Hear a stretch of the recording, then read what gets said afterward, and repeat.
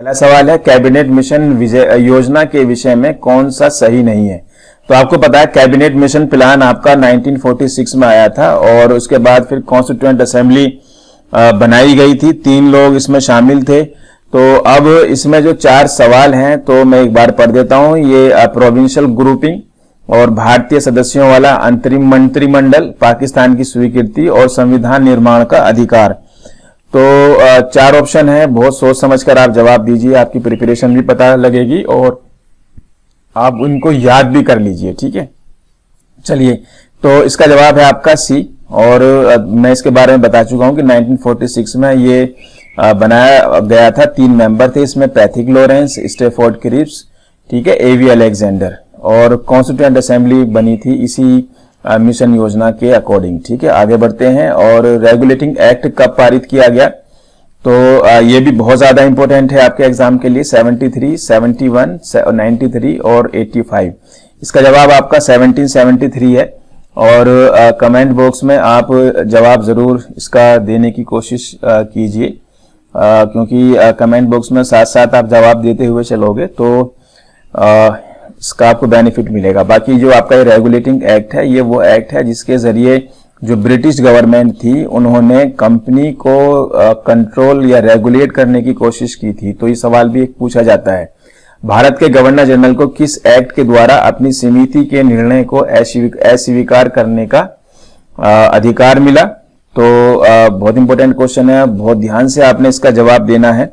और ये क्वेश्चन जो है ये आपकी तैयारी के लेवल को बताएगा। ठीक है, तो क्या जवाब हो सकता है 73, 84, 86 और 1813। अगर आपसे सवाल नहीं आ रहा है तो इसको आप जरूर याद कर लेना, 1786। ठीक है, 786 याद रहेगा। महारानी विक्टोरिया को भारत की साम्राज्ञी नियुक्त किया गया था कब, तो 1885, 1875, 1866 और 1858। अगर हम यहाँ पर देखें इनके ऑप्शन, तो महारानी विक्टोरिया को भारत की साम्राज्ञी, ठीक है, आसान सवाल है, बहुत आसान सवाल है। तो 1857 के बाद 1858, ठीक है, 1858 में जो है इसमें इन्हें शामिल किया गया था। चलिए, तो अब आगे देखते हैं मिंटो मोर्ले सुधार का उद्देश्य क्या था। ठीक है, तो मोर्ले मिंटो सुधार आपके ये 1909 वाले हैं। तो पृथक निर्वाचन प्रणाली, भारतीयों की भागीदारी बढ़ाना, युद्ध में सहयोग हेतु तैयार करना, पूर्ण स्वतंत्रता देना। तो इसका जवाब है आपका ए, पृथक निर्वाचन प्रणाली। ठीक है, तो 1909 वाला जो एक्ट है उसी को मोर्ले मिंटो रिफॉर्म्स भी कहते हैं। और मुस्लिम्स को सेपरेट इलेक्टोरेट दिया गया था इसमें। आगे बढ़ते हैं, मोर्ले मिंटो सुधार बिल किस वर्ष आया, तो अभी हमने बात की है कि 1909 में आया था आपका। और 1909 के इंडियन काउंसिल एक्ट में किस बात की व्यवस्था की गई थी, तो ये भी सवाल वैसा ही है जो अभी हम बात कर रहे थे। तो इसको सांप्रदायिक प्रतिनिधित्व बोलते हैं। ठीक है, कम्युनल अवार्ड भी बोला जाता है। तो इसका जवाब आपका बी आएगा। और एक और सवाल देखते हैं, मुस्लिम के लिए अतिरिक्त निर्वाचक मंडल प्रारंभ में किसके द्वारा लाया गया। ठीक है, तो एक ही सवाल को 4 या 5 तरीके से किस तरीके से पूछ सकते हैं, तो आप इसमें देख पा रहे हो। तो इसका जवाब है आपका बी, मोर्ले मिंटो रिफॉर्म्स। और किस अधिनियम की विशेषता प्रांतीय स्वायत्तता थी। ठीक है, प्रांतीय स्वायत्तता, तो इंपॉर्टेंट है, ये भी बहुत ज्यादा इंपॉर्टेंट है। इसको आप थोड़ा सा जरूर ध्यान से करो। तो इसका है आपका ये, यानी कि प्रोविंशियल ऑटोनॉमी की बात है। ठीक है, प्रोविंशियल ऑटोनॉमी, तो ये आपका 1935 का है। और भारत की आजादी के समय इंग्लैंड में किस पार्टी की सरकार थी, तो कौन सी पार्टी की सरकार थी इंग्लैंड के अंदर, तो लेबर पार्टी, इंपॉर्टेंट है। और 1936 में भारतीय कांग्रेस का संविधान सभा के गठन की मांग कहां पर हुए अधिवेशन में रखी गई। ठीक है, तो संविधान सभा की मांग 1936 वाले कांग्रेस सेशन में रखी गई थी। तो वो सेशन कौन सा था, तो इसका जवाब है आपका सी। ठीक है, तो 1936 में लखनऊ में सेशन हुआ था। और जो है इसमें जो है इसी संविधान सभा के गठन की मांग रखी गई थी। कैबिनेट मिशन योजना के अनुसार भारतीय संविधान में कुल कितने सदस्य होने थे। ठीक है, तो क्वेश्चन नंबर 12 और 389। ठीक है, 389 जवाब है इसका। और भारतीय संविधान को अपनाया गया संविधान सभा द्वारा, गवर्नर जनरल द्वारा, ब्रिटिश संसद द्वारा या भारतीय संसद द्वारा, तो इसका जवाब क्या हो सकता है? तो आप साथ साथ जवाब भी मुझे दे रहिए, ठीक है। तो थोड़ा सा जो है कष्ट करने की जरूरत है, इससे आपको बेनिफिट मिलेगा। सही जवाब है तो हरियाणा का जो है ये पहला ए जवाब है, बिल्कुल सही जवाब आया है। और संविधान सभा के स्थायी अध्यक्ष कौन बने थे? तो स्थायी अध्यक्ष जो बनाया गया था डॉक्टर राजेंद्र प्रसाद थे, ठीक है। तो यहाँ पर मैं ऑप्शन देख रहा हूँ, शायद सी या डी में होना चाहिए वो ऑप्शन, तो देख लेते हैं एक बार।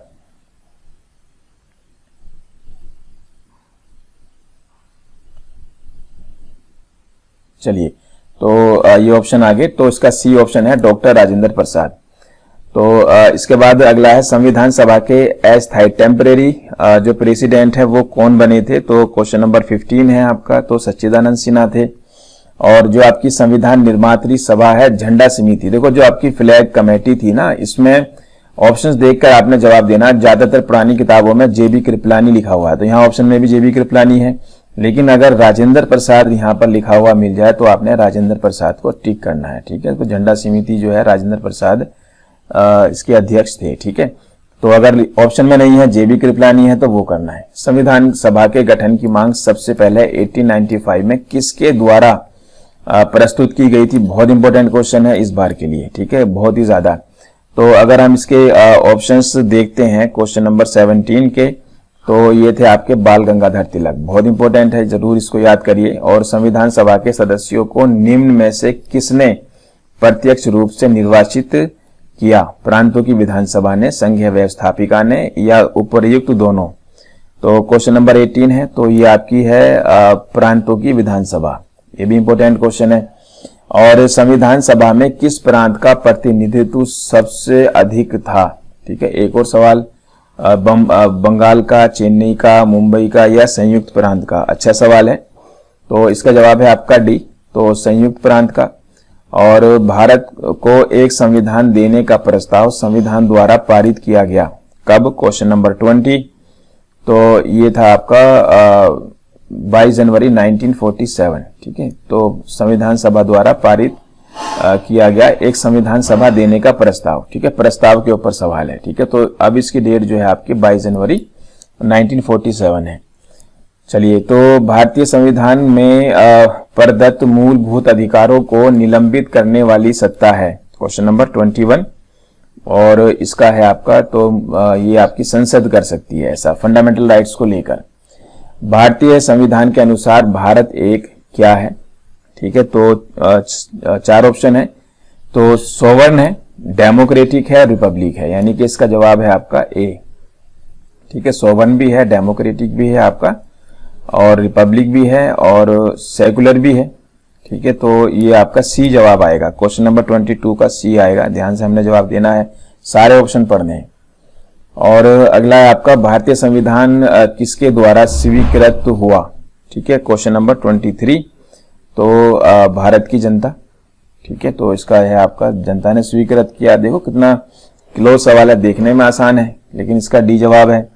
और भारत की संप्रभुता किस में निहित है? क्वेश्चन मतलब सोवर्निटी, और जो है तो सोवर्निटी जो है, संप्रभुता, वो जनता में निहित है। और संविधान सभा में प्रस्तुत उद्देश्य प्रस्ताव, जो आपका उद्देश्य प्रस्ताव में अभिव्यक्ति विचार को भारतीय संविधान के किस भाग में पूरी तरह शामिल किया गया? तो क्वेश्चन नंबर 25, तो इसका है प्रस्तावना में। भारतीय संविधान को संविधान की सभा द्वारा कब एडॉप्ट किया गया? ठीक है, एडॉप्ट किया गया, तो ये आपका 26 नवंबर 1949। तो जो आपका ये हरियाणा एसएससी के जो आपके एग्जाम होने वाले हैं, उसमें जो पॉलिटी वाले सेक्शन के क्वेश्चंस आपको मिल जाएंगे इन्हीं में से, तो आप इनको कई बार तैयार कर लो, कई बार आप पढ़ लो, ठीक है। तो अगला है संविधान, भारत का संविधान पूर्ण रूप से तैयार हुआ कब? ठीक है, क्वेश्चन नंबर 27। तो इसका जो जवाब होना चाहिए, तो 26 जनवरी 1950, आसान सवाल है, ठीक है। तो अच्छा, तैयार हुआ, पूर्ण रूप से तैयार हुआ मतलब 26 नवंबर 1949 को। लागू हुआ तो फिर जनवरी 50 आएगा, और तैयार हुआ तो आपका 26 नवंबर 1949। तो आप देख रहे हो, थोड़ी सी जल्दबाजी से आपका सवाल गलत हो सकता है, तो और आता आता सवाल आपसे गलत हो सकता है, तो बहुत ध्यान से हमने जवाब देना है। और इसके बाद अगला है, भारतीय संविधान के किस संशोधन द्वारा प्रस्तावना में 2 शब्द समाजवादी और धर्मनिरपेक्ष जोड़े गए, बल्कि एक इंटीग्रिटी भी था। तो इसका सी जवाब है।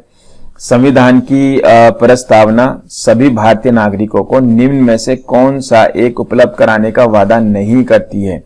सामाजिक न्याय, राजनीतिक न्याय, विचार की स्वतंत्रता, पूजा की समानता। Question number 29। तो इसका है आपका तो सामाजिक न्याय भी है और इसके अलावा प्रस्तावना की बात है, प्रियम्बल की, ठीक है। तो इसका डी जवाब है, डी जवाब है। और प्रस्तावना का वह प्रावधान जो सभी वयस्क नागरिकों को मतदान का अधिकार प्रदान करता है कहलाता है, ठीक है। तो क्या जवाब हो सकता है इसका? तो 4 ऑप्शन है इसमें। क्वेश्चन नंबर 30, तो इसका क्या जवाब हो सकता है? मतदान करने का अधिकार। तो डेमोक्रेसी से जुड़ा हुआ है आपका ये, ठीक है। और अगर हम बात करें इसके अलावा अगला क्वेश्चन नंबर 31 की अगर हम बात करते हैं तो भारतीय संविधान में निम्नलिखित संसदीय व्यवस्था किस देश से ग्रहण की गई है? पार्लियामेंट्री फॉर्म ऑफ गवर्नमेंट की बात है। तो पार्लियामेंट्री फॉर्म ऑफ गवर्नमेंट कहां से ली गई है? तो अगर हम देखें तो ये ब्रिटेन से हमने लिया है, ठीक है। संसदीय व्यवस्था वो होती है जिसमें प्राइम मिनिस्टर जो है उसके पास ज्यादा पावर्स होती हैं। अध्यक्षात्मक शासन का उदय सबसे पहले किस देश में हुआ? प्रेसिडेंशियल फॉर्म ऑफ गवर्नमेंट की बात है। बहुत अच्छा सवाल है आपके एग्जाम के लिए। ये सिर्फ जो आपके हरियाणा एसएससी के एग्जाम है सिर्फ उन्हीं के लिए नहीं, और भी आपने कई तरीके के फॉर्म भरे हैं और जिसमें पॉलिटी के क्वेश्चंस आते हैं उनके लिए भी ये बहुत ज्यादा इंपॉर्टेंट है। तो क्वेश्चन नंबर 32 जवाब देने की कोशिश कीजिए। दीपक शर्मा ने एक क्वेश्चन दिया है और क्या जवाब हो सकता है इसमें? दीपक शर्मा बताइए, और कोई भी जवाब आप दो, और नहीं तो आप इन्हें याद जरूर कर लो, ठीक है। चलिए, तो इसका डी जवाब है आपका यूएसए, ठीक है। आसान सवाल है यूएसए का। और भारतीय संघवाद को किसने सहकारी संघवाद कहा है? ठीक है, बहुत इंपॉर्टेंट है ये भी। सहकारी कोऑपरेटिव फेडरलिज्म की बात है। तो क्वेश्चन नंबर 33 आपका इसका जवाब है जी ऑस्टिन, ठीक है, जी ऑस्टिन।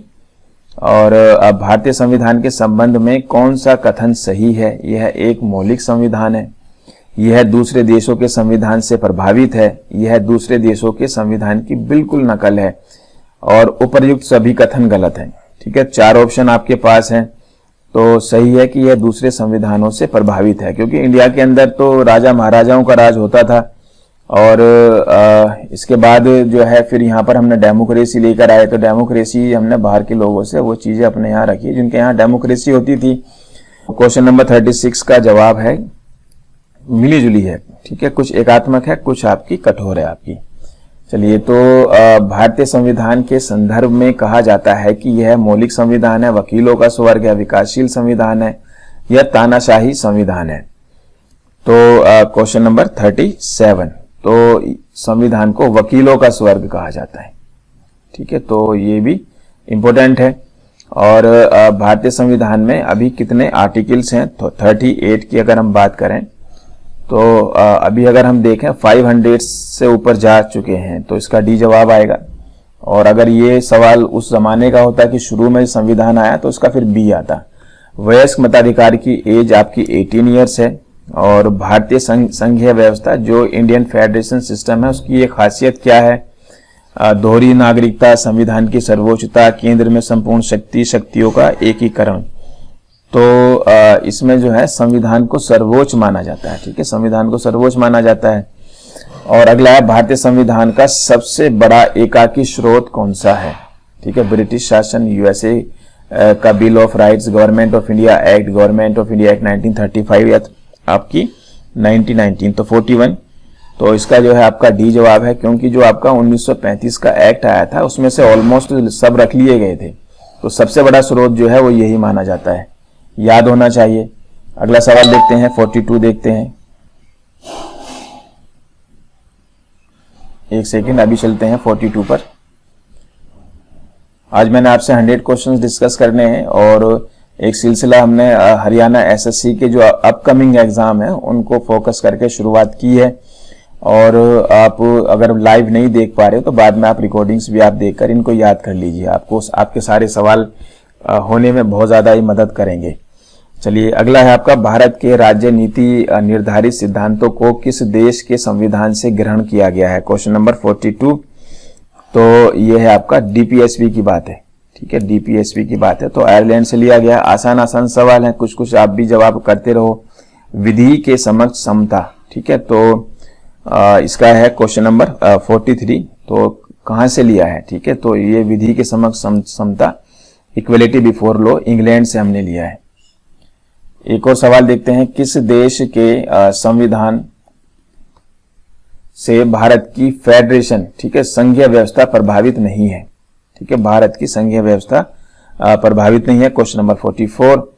तो यूएसए, कनाडा और ऑस्ट्रेलिया और साउथ अफ्रीका। तो इसका जवाब आपका डी है, साउथ अफ्रीका। भारतीय संविधान की कौन सी विशेष व्यवस्था इंग्लैंड से ली गई है? ठीक है, तो अभी एक सवाल पहले भी आया था इसके ऊपर। तो जो इंग्लैंड से हमने पार्लियामेंट्री फॉर्म ऑफ गवर्नमेंट लिया है, यानी कि ए आंसर होना चाहिए। और भारत में कलेक्टर का पद बहुत इंपॉर्टेंट है। औपनिवेशिक शासन ने कहां से लिया है कलेक्टर का पद? इंग्लैंड से, आयरलैंड से, ऑस्ट्रिया से और फ्रांस से। तो कोई जवाब दो इसका, अगर आप जवाब देना चाहते हो तो आप इसका जवाब दीजिए। ठीक है, तो आसान सवाल है, हमने कहां से कलेक्टर का पद लिया है? तो इसका बी जवाब है आपका आयरलैंड से। और अगला सवाल देख लेते हैं, भारतीय संविधान में मौलिक अधिकारों का उल्लेख करते हुए, फंडामेंटल राइट्स के ऊपर है, निम्नलिखित में से किस देश का अनुसरण किया गया है? तो ब्रिटेन, अमेरिका, ऑस्ट्रेलिया, स्विट्जरलैंड। तो अगर हम इनकी बात करें तो क्वेश्चन नंबर 47 की अगर मैं यहाँ पर बात करूं तो इसका बी जवाब है। फंडामेंटल राइट्स हमने अमेरिका से लिए हैं। ठीक है, 6 हमारे फंडामेंटल राइट्स होते हैं। ठीक है, आपको पता है पहले 7 थे, अब 6 रह गए हैं। तो भारत की संसदीय प्रणाली प्रभावित है किससे? Parliamentary form of government, England से। और बहुत आसान सवाल है लेकिन एग्जाम के लिए इंपॉर्टेंट है। भारतीय संविधान में मौलिक कर्तव्य का विचार लाया गया, यानी कि फंडामेंटल ड्यूटीज हमने कहां से ली हैं? तो वो हमने कहां से? रशिया से ली हैं। और भारतीय संविधान में संघवाद किस देश से लिया गया है? ठीक है, फेडरेशन की बात है, यानी कि हम वैसे तो हम यूनियन है लेकिन संघवाद पे सवाल पूछा जाता है। बल्कि जो अभी आपका ये तहसीलदार वाला एग्जाम हुआ था उसमें सवाल आ रखा था, हूबहू सेम सवाल है, उसके ऑप्शन भी यही थे। तो क्या जवाब हो सकता है इसका? तो एक बार बताओ सोचकर। तो इसका कनाडा जवाब है। ठीक है, तो अगला है आपका, भारतीय संविधान में कुल कितने भाग हैं? Question number 51। तो इसका जवाब है आपका ये 51 की अगर मैं बात करूं तो सी जवाब है। और भारतीय संविधान के किस भाग में ग्राम पंचायतों की स्थापना की बात कही गई है? क्वेश्चन नंबर 50 ये इसका तो 22 है। और संशोधन की प्रक्रिया वाला हमने 51 का कर दिया था, 52 में है आपका कि जो आपका अमेंडमेंट प्रोसीजर है वो कौन से पार्ट में? उसका भी सी है जवाब, भाग 20 में। और इंपॉर्टेंट है ये वाला सवाल, बहुत ज्यादा इंपॉर्टेंट है। और ग्राम पंचायतों की जो स्थापना की बात की गई है वो कौन से भाग में की गई है? जो आपके पार्ट्स हैं जरूर याद होने चाहिए आपको। तो इसका बी जवाब है, पार्ट बी। और नेक्स्ट देखते हैं, संविधान के किस भाग में अस्थायी संक्रमणकालीन और विशेष उपबंधों के प्रावधान है? ठीक है, तो क्वेश्चन नंबर 54। तो इसका है एक बार देख लेते हैं कौन सा पार्ट आएगा इसके अंदर 54 का। तो इसका सी जवाब है आपका।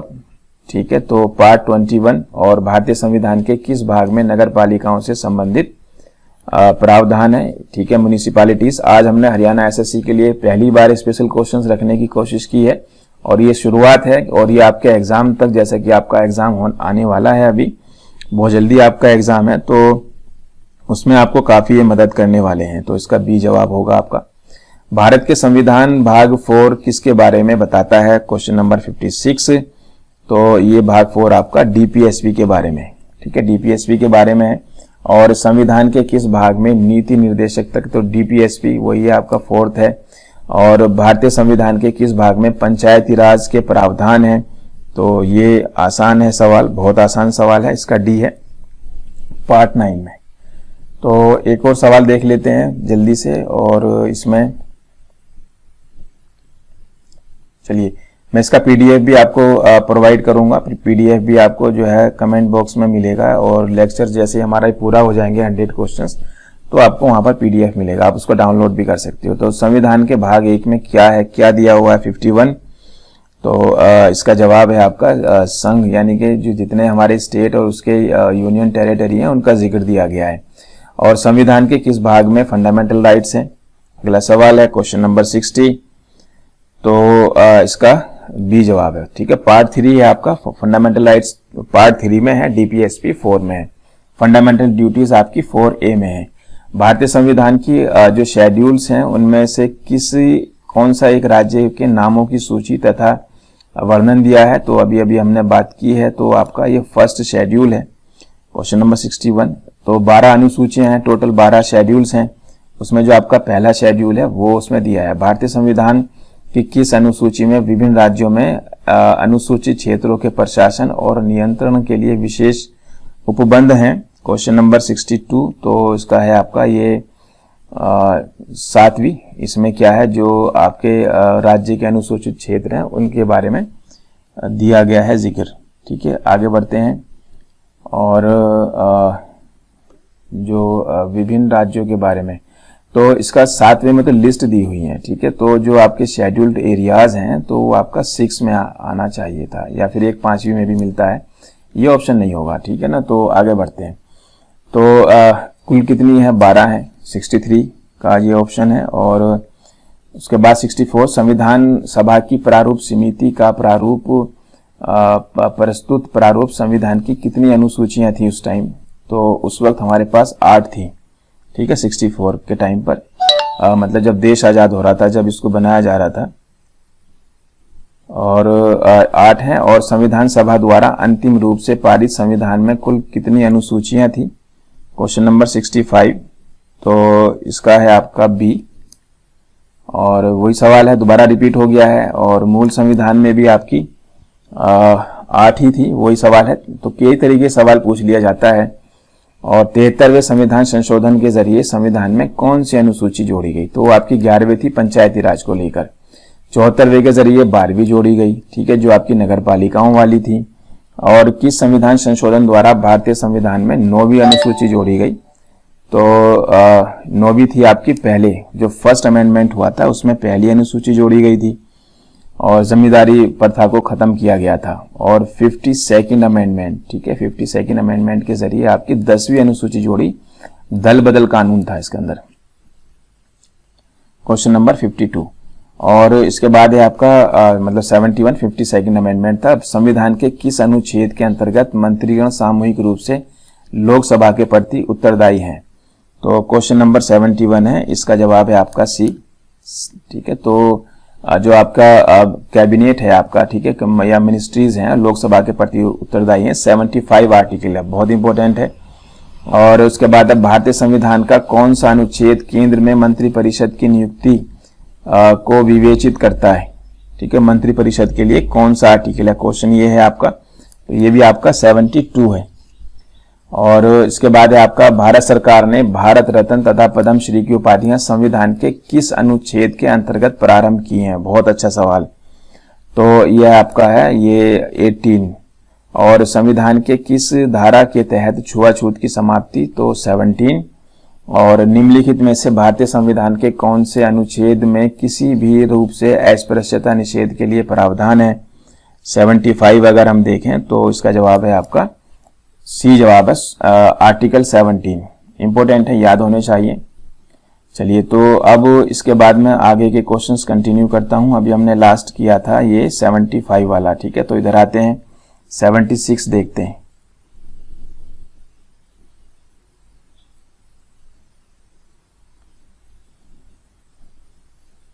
चलिए, तो ये आपका 76 ये रहा।